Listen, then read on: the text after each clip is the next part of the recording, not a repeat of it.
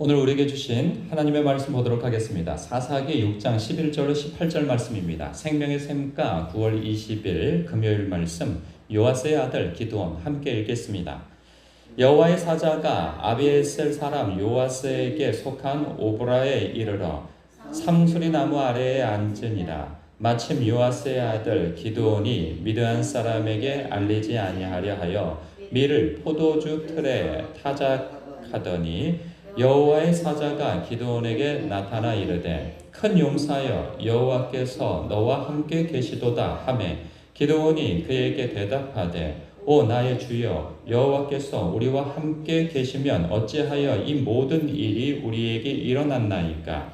또 우리 조상들이 일찍이 우리에게 이르기를 여호와께서 우리를 애굽에서 올라오게 하신 것이 아니냐 한 그 모든 이적이 어디 있나이까. 이제 여호와께서 우리를 버리사 미드안의 손에 우리를 넘겨주셨나이다 하니 여호와께서 그를 향하여 이르시되 너는 가서 이 너의 힘으로 이스라엘을 미디안의 손에서 구원하라. 내가 너를 보낸 것이 아니냐 하시니라. 그러나 기드온이 그에게 대답하되 오 주여 내가 무엇으로 이스라엘을 구원하리이까. 보소서 나의 집은 므낫세 중에 극히 약하고 나는 내 아버지 집에서 가장 작은 자니이다 하니 여호와께서 그에게 이르시되 내가 반드시 너와 함께 하리니 내가 미디안 사람 치기를 한 사람을 치듯 하리라 하시니라. 기드온이 그에게 대답하되 만일 내가 주께 은혜를 얻었사오면 나와 말씀하신 이가 주 되시는 표징을 내게 보이소서. 내가 예물을 가지고 다시 주께로 와서 그것을 주 앞에 드리기까지 이곳을 떠나지 마시기를 원하나이다 하니 그가 이르되 내가 너 돌아올 때까지 머무리리라 하니라. 아멘. 어제 본문에서요 이스라엘이 하나님께 또 그 악을 행하였다고 하죠. 그러니까 우상 숭배를 하는 악을 행한 것 때문에 그 미디안의 공격으로부터 보호받지 못하는 상황을 보았어요. 그 미디안은 아주 엄청난 군사력으로 이스라엘을 무섭게 7년 동안 압제함을 보게 되어집니다. 하나님은 이 도와주지 않으실 것처럼 말씀하셔요. 또 보면 그래서 그 이스라엘의 선지자가 여호와 하나님께서 그들을 어떻게 가나안까지 인도해 오셨으며 출애굽시켜서 그리고 가나안 땅을 또 하나님께서 앞서 행하셔서 그들에게 또 주셨고 그래서 두려워하지 말라 하였거늘 그들은 두려워한 나머지 이방 민족들 가나안 족속들을 남겨두기도 할 뿐만 아니라 또 그들을 대항하여서 싸우지도 않을 마음에서 세월이 지나 이제 그들의 힘을 얻었는데 그 문제는 그들이 결국은 두려워하는 것 때문에 붙잡은 것이 우상이라 말이죠.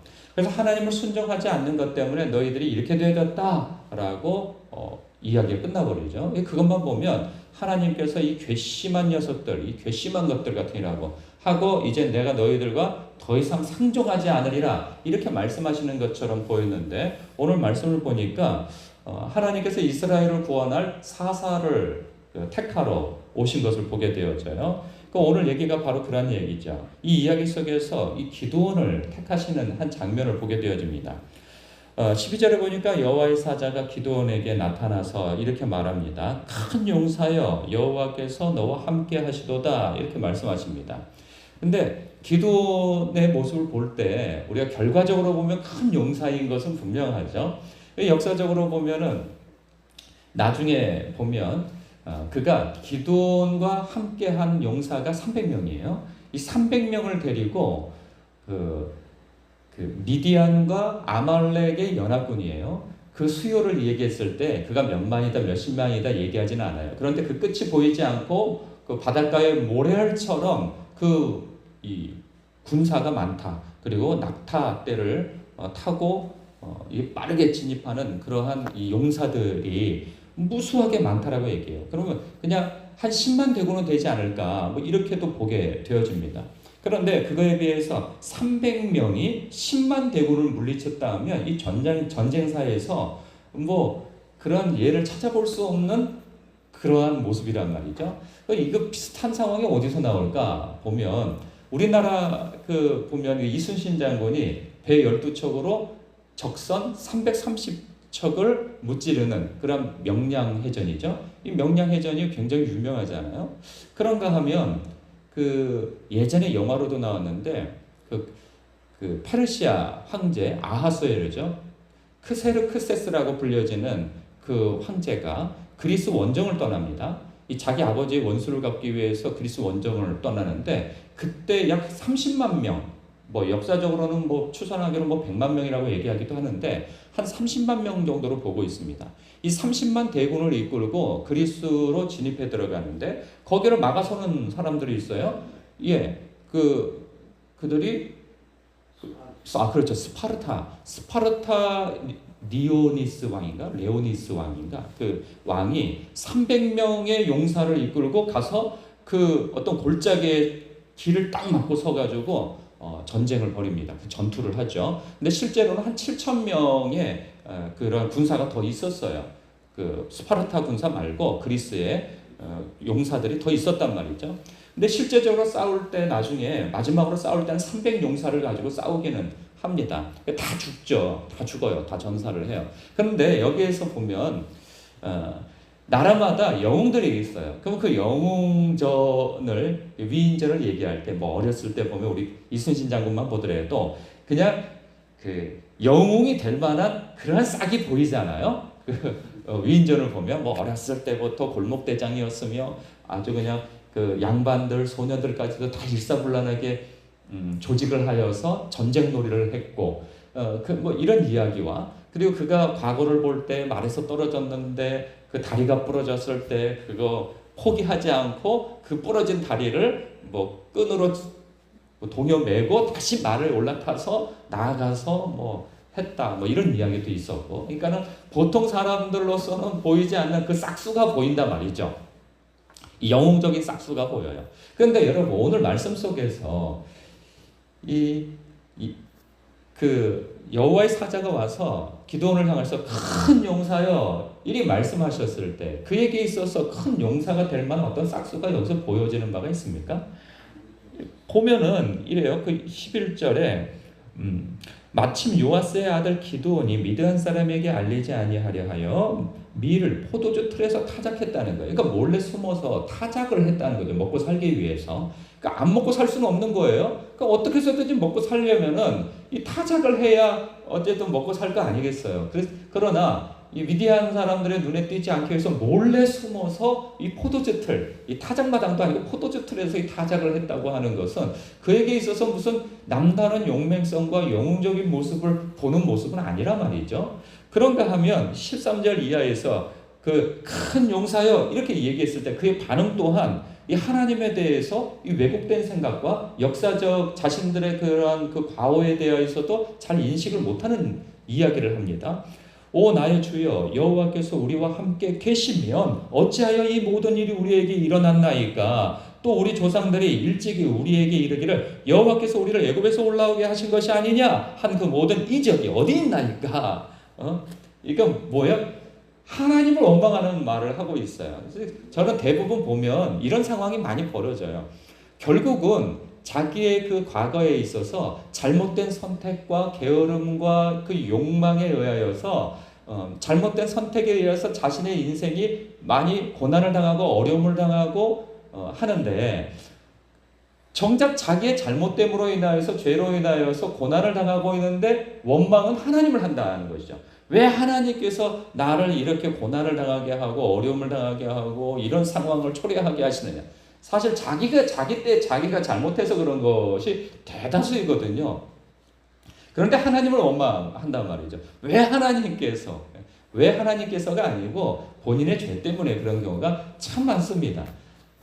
그런데 이 기드온도 동일한 시각을 갖고 있는 거예요. 이 앞서 얘기가 뭐예요? 이스라엘 백성이 또 범죄하여 우상 숭배를 했고 하나님의 땅에서 하나님의 나라에서 하나님의 백성이 하나님만 섬겨야 하는데 우상을 섬겼던 거 아니겠어요? 여러 가지 죄를 지은 것 때문에 하나님께서 그들을 용납하지 아니하신 것이죠. 죄의 원인은 자신들에게 있었던 거죠. 그런데 그것을 하나님께 돌리는 거예요. 그리고 기적이 어딨냐라는 거죠. 그래서 하나님께서 우리를 버려서 미디안의 손에 우리를 넘겨주신 것이 아니냐, 이건 맞아요. 하나님께서 그들을 이제 고난을 허락하신 것이죠. 이건 맞아요. 그러나 앞에 있는 그 고난의 이유에 대해서는 다 잘못된 해석인 거죠. 그러면 이에게 있을 때 영웅적인 모습은 도대체 어디 있을까? 찾아볼 수가 없어요. 그런데 하나님께서는 그를 택하신 것이죠. 그리고 큰 용사여 이렇게 말씀하신단 말이에요. 여러분 성경에서 보면은 이 됨됨이가 돼서 하나님 앞에 택함 받은 사람은 거의 없습니다. 오늘 말씀에서도 보면은 그가 큰 용사인 까닭은 왜 그런 거예요? 여호와께서 그와 함께 하시기 때문에 큰 용사인 거죠. 그가 됨됨이가 잘나서 큰 용사인 것이 아니에요. 특히나 사사기에선 더더욱 그래요. 하나님께서 사사를 세워서 이스라엘 나라를 구원하실 때에는 이 사사가 영웅적이고 굉장히 거룩하고 그래서 그런 경우는 거의 없습니다. 이 온니엘 같은 경우에는 좀 그런 경우는 있어도 다른 사람들에서 점점 시대가 더 지나갈수록 그 사사조차도 참 허물을 많이 드러낸다 말이죠. 그러니까 큰 용사가 될 만한 싹수는 어디에도 보이지 않습니다. 그러면 그가 큰 용사인 까닭은 하나님께서 택하셨고 하나님께서 그리 불리셨으며 하나님께서 그와 함께 하신 까닭에 그는 큰 용사라 하는 거예요. 여러분 이 시각은 우리가 가져야 할 시각입니다. 성경은 우리 성도들을 향하여서 뭐라고 말씀하십니까? 너희는 그리스도의 향기요 너희는 그리스도의 편지며 너희는 세상의 빛이라 그리고 너희는 거룩한 하나님의 백성이라 그리고 하나님의 백성일 뿐만 아니라 너희는 왕같은 제사장이라 이리 말씀하시는 거예요. 우리의 면면을 보면 세상의 빛처럼 보이지도 않고 그리고 그리스도의 향기로 보이지도 않아요. 뿐만 아니라 왕같은 제사장으로 보이지도 않는단 말이죠. 그런데 하나님께서 우리를 일컬어 말씀하시기를 너희는 내 백성이요 자녀요 그리고 왕같은 제사장이라 이리 말씀하신다는 거죠. 왜 그래요? 우리는 예수 그리스도 안에서 하나님께서 우리를 낳으셨기 때문인 거죠. 그리고 하나님께서 내가 너와 함께 하기에 우리에 대해서 그런 그 칭호를 붙이시고 우리에 대해서 그렇게 말씀하시는 거죠. 우리는 세상적 시각에서 볼 때 기준으로 볼 때 그렇게 보이지 않아도 하나님께서 그렇다 하면 그런 것으로 여기는 그 믿음이 필요한 것이죠.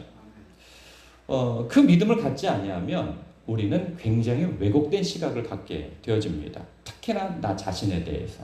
하나님께서는 그렇다고 말씀하시는데 결국 사람들이 붙잡는 건 무엇입니까? 세상적 기준에서 사람들이 나를 뭐라고 바라보는가? 그 시각으로 자신을 보려고 하는 그런 성향이 굉장히 강하죠. 그래서 나는 못 배웠는데 나는 건강도 그저 그런데 나는 가진 것도 없는데 나는 세상에서 뭐 이루어놓은 것도 없는데 뭐 이런 생각 속에서 나는 별 볼 일 없는 사람이야 이렇게 생각을 한단 말이죠. 그러나 성경은 전혀 다르게 말씀하고 있다는 것을 알아야 돼요. 너희는 왕같은 제사장이라 너희는 세상의 빛이라 말씀하고 있는 거예요. 우리가 뭔가 대단한 업적을 이루었을 때 그런 칭호를 받는 것이 아니고 예수 그리스도를 믿음으로 그 안에 있을 때 하나님께서 우리를 향하여서 세상의 빛이라 말씀하시고 너희는 왕같은 제사장이라 말씀하고 있는 거예요. 그 시각을 우리가 덧입어야 하는 거예요.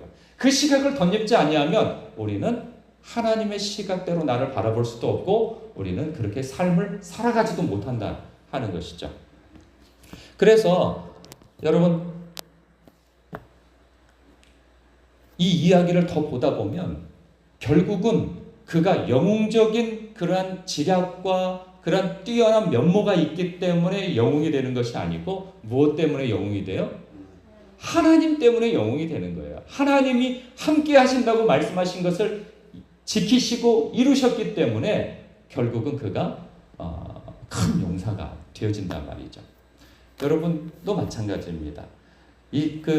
이스라엘을 구원할 사람으로 큰 용사여라고 불렀을 때 기드온도 숨어서 타작마당에서 뭘 했던 사람인 것처럼 우리도 마치 그런 사람에 지나지 않는다 할지라도 하나님께서 함께 하신다면 바뀌지 않을 상황이 없고 바꾸지 못할 사람도 없으시며, 그리고 이 상황을 뛰어넘지 못할 하나님이 아니시라는 거예요. 나는 못해요. 나는 저 사람을 바꾸지도 못하고 이 상황을 뒤집어 엎지도 못하고, 그리고 나는 이 상황을 뛰어넘지도 못해요. 그러나 하나님이 함께 하시면 가능하다는 거예요. 하나님이 함께 하시다는 거예요. 그러니까 우리에게 더욱더 하나님을 알아야 하고 또 그 하나님을 의지하여 기도하는 것이 필요한 것이죠. 그래야 하나님의 능력이 내 능력이 되고 하나님의 시각이 내 시각이 되어지고 하나님의 뜻이 내 뜻 되어지는 삶을 살 수가 있게 되어지는 것이죠. 여러분, 오늘도 그 하나님이 여러분과 함께 하신다고 말씀하고 계십니다. 여러분이 뛰어넘지 못할 사람이 있습니까? 환경입니까? 어떤 상황입니까? 하나님이 함께 하시면 고치지 못할 사람 없고 바꾸지 못할 상황 없다 믿으시기 바랍니다. 그리고 그 하나님을 의지하여 기도하시는 여러분 되시길 주님의 이름으로 축복합니다. 기도하겠습니다.